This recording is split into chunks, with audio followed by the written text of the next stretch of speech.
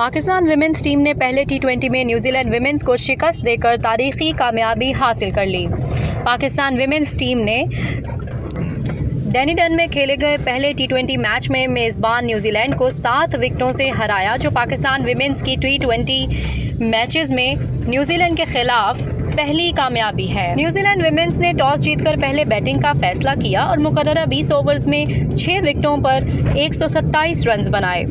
Pakistan women's ने 18.2 overs में 3 विकेटों के नुकसान पर हदफ हासिल कर लिया। न्यूजीलैंड की मैडी ग्रीन ने 5 चौकों की मदद से 43 रन नॉट आउट बनाए, जबकि सूजी बैट्स ने 28 रन स्कोर किए।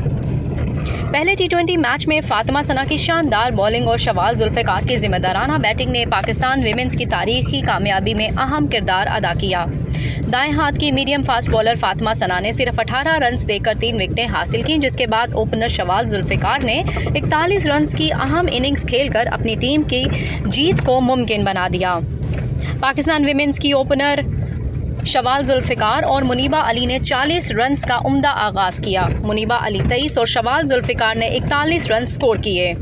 निदा डार ने 23 जबकि आलिया रियाज जारहाना अंदाज में खेलते हुए 13 गेंदों पर 2 चौकों और 1 छक्के की मदद से 25 रन बनाए और वो नॉट आउट रहीं।